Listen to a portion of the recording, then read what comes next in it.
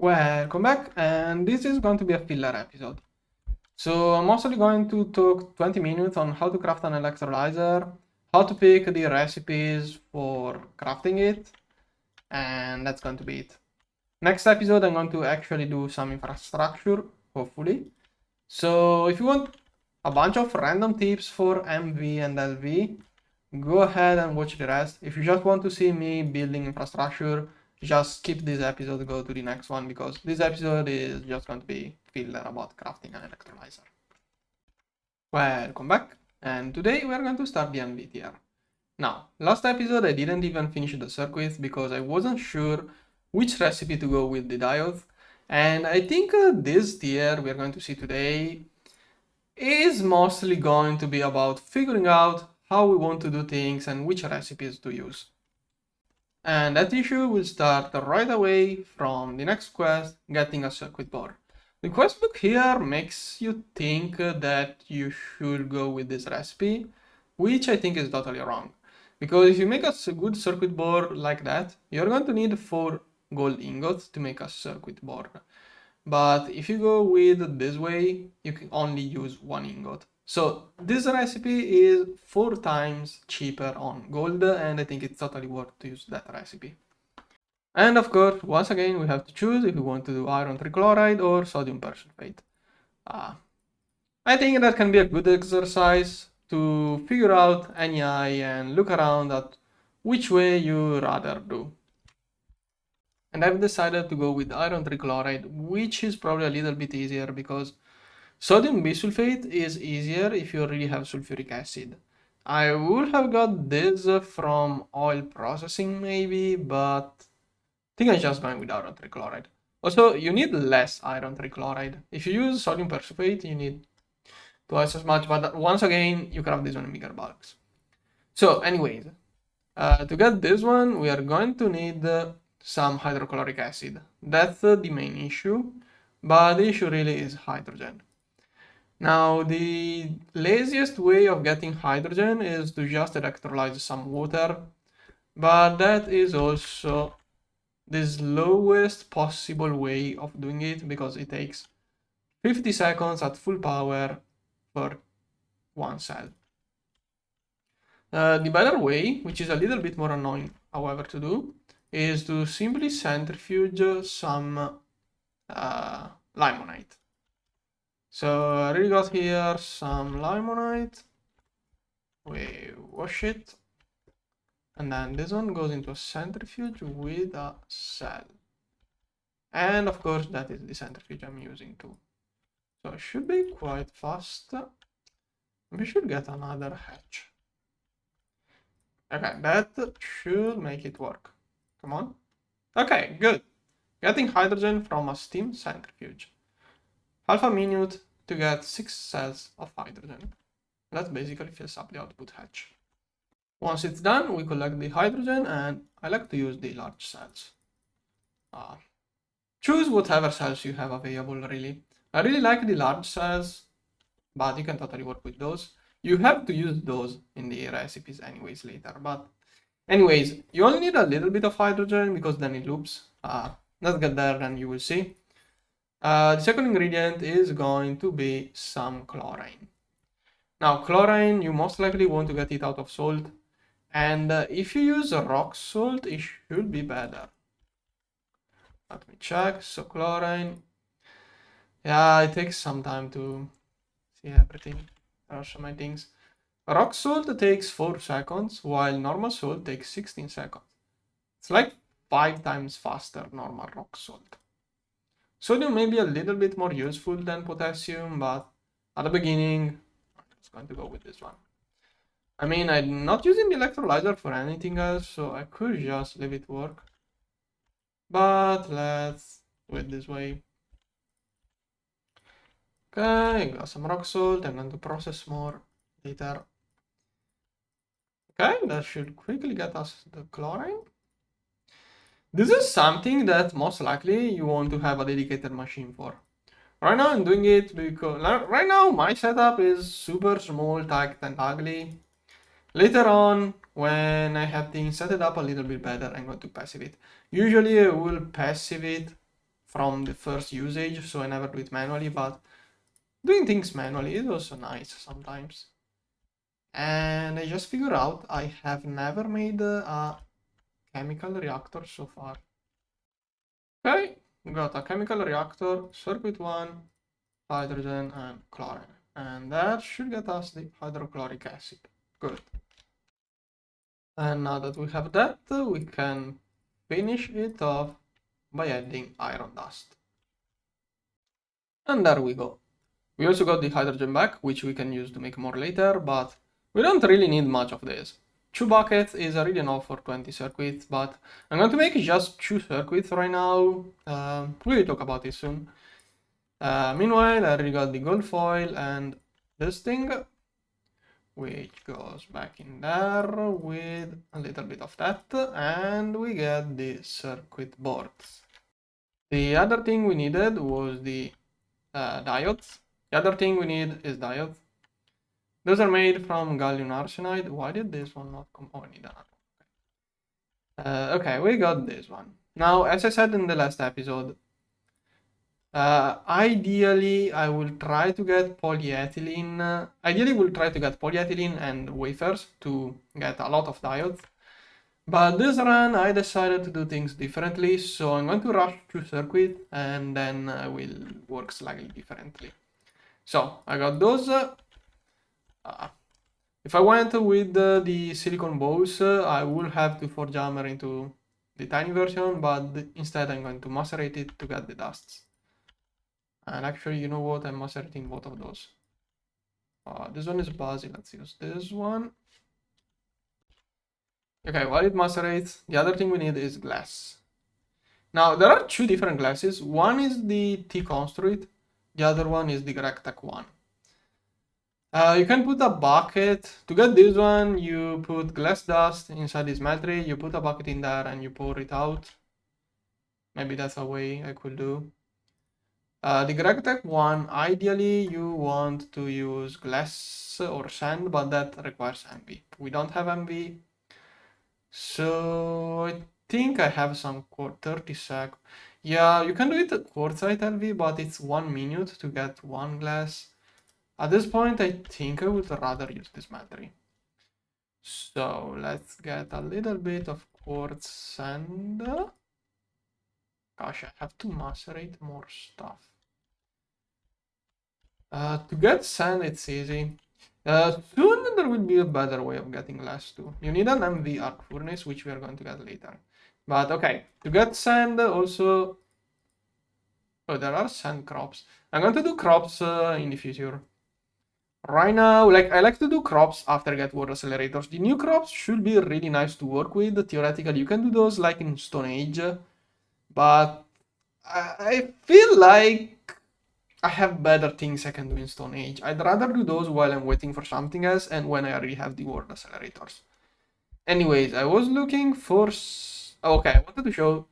To get sand, I think it's easier to just forge hammer some gravel, and you get gravel from forge hammer in cobblestone. I mean, you can go dig the sand or the gravel, but most likely you have so much cobblestone from using the hammer that just forge hammer it, it's super easy, super fast. And then I was going to do glass the ugly way, which means sand into quartz sand and then into glass dust.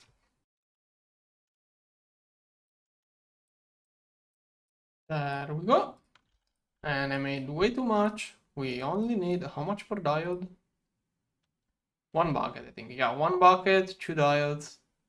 I'm going to do just 2 of those because I'm only going to make 2 circuits, and then I will wait basically half of the video before making more. Ideally, I'm going to use those 2 circuits for an electrolyzer, but ideally you should really get a circuit assembler.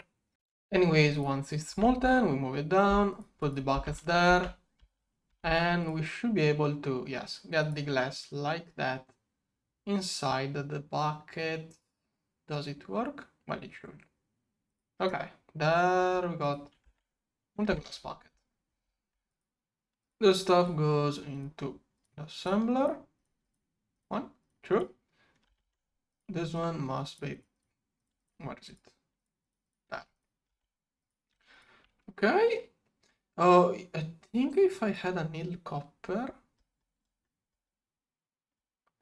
Yeah, annealed copper probably works better, but no, I think I have to use poly. There are some combinations which maybe don't work. Let's see, annealed. Yeah, you need polyethylene to use annealed copper, so I'm not even bothering.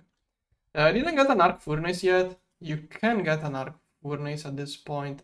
Like I can get an LV arc furnace for annealed copper and cast iron. They renamed the cast iron into rough iron. They renamed rough iron into cast iron, by the way. What the heck? Okay, they changed many things since the last time I played. So that is how you get it now. Cool. Okay, now I'm wondering if it is worth it. That thing has some fuel value. But okay, anyways. I'm skipping to an MV arc furnace, which can do better stuff. And that reminded me of something I didn't really explain properly in the previous episodes. Earlier on, to get cast iron, we had to compress nuggets, which we will have to make by melting a nugget again. And maybe some people will go with this recipe and mold an ingot into nuggets. Now, instead of doing that, you can melt a pure iron ore into nuggets. The thing is that every pure metal like crash iron, crash copper, crash silver, crash gold will give you 10 nuggets instead of an ingot.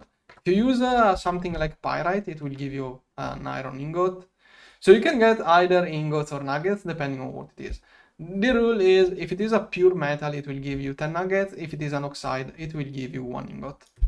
Sometimes you want the nuggets, sometimes the ingot. If you want to force the ingot, you can just force jammer it, and then the crushed dust will always melt into an ingot. But to make cast iron, it's quite nice to get the nuggets this way. Meanwhile, there is stuff like copper, which I think is super annoying if it gives you nuggets. But as I said in the previous episode, you probably want to process copper differently to get the gold dust. So try to figure out how you want to process the different ores. Anyways, I don't even know how I got into that, but we can now make the diodes. Which we can use to make the MV circuits finally. Come on! Oh no, did I forget something? Oh, the quest book wanted eggs. And now that we have 16 diodes, we can finally make a few circuits after my plans got changed so many times. Now, the first circuit, we have to make it with the crafting recipe in the crafting table, which takes 3 of those circuits. And then I guess we're going to get a circuit assembler so that we can use only 2 circuits to make 1 MB. And there we go. Okay, we got our circuit assembler, and now we can start assembling circuits. Now, once again, always check the recipes because this circuit here too will now be way cheaper instead of maybe not even that much. We save basically a little bit of steel and the rubber. We saved the rubber. And also, once again, I didn't show it up, but you can make vacuum tubes way cheaper inside an assembler rather than doing those recipes. Like, mostly MV is the tier where you really want to check all of your recipes. I heavily suggest removing the favorite from all of those recipes that are not too good. Once again, at the beginning of a few episodes ago, I said that just because you can make things with a better recipe, you don't have to. MV is where you really have to start considering when it's worth to do a recipe the better way and when it's worth making it manually, depending on times, costs, and other things. By the way, I'm using soldering alloy here, but most likely at this tier you want to use a normal lead. Because soldering alloy takes tin, which is used quite a lot, so you have to go dig it, while you probably have some leftover lead by... When you collect cryolite, it's in the same vein. Lead and cryolite are in the same vein, so most likely once you start collecting more cryolite, you will have a lot of leftover lead. May as well use the lead. Like, you need more of it, but lead is useless, may as well use it. And then we use the new circuit assembler to recraft those circuits with the cheaper recipe. The only thing left to do is to get the copper cables for the electrolyzer. Those cannot be made in a crafting table, have been using it so far, so we need an assembler. And at this point, I heavily suggest having a dedicated assembler plus chemical reactor setup to get the cable coating done constantly. And there we have it. Just leave cables in there and it should work. I think I forgot to connect power. Yes, okay, power connected, now it works. And we should get our copper cables, which we use to make the first machine you should aim at in MV, the electrolyzer. This one will allow you to get aluminum in many ways you could not access earlier. Before this one, getting aluminum is hard, but this one will make sourcing raw aluminum and alumina super easy. I got quite a bunch of aluminum, so I may as well do an MV steam turbine, but you can use a transformer from LV to step it up to MV. Also in MV, we will soon get the extruder capable of doing efficient rods. In other GregTech mod packs, you get 2 rods out of 1 ingot. GTNH, you need an extruder to do that, which we will get soon in MV, but here I'm using the lathe only on a few things like aluminum.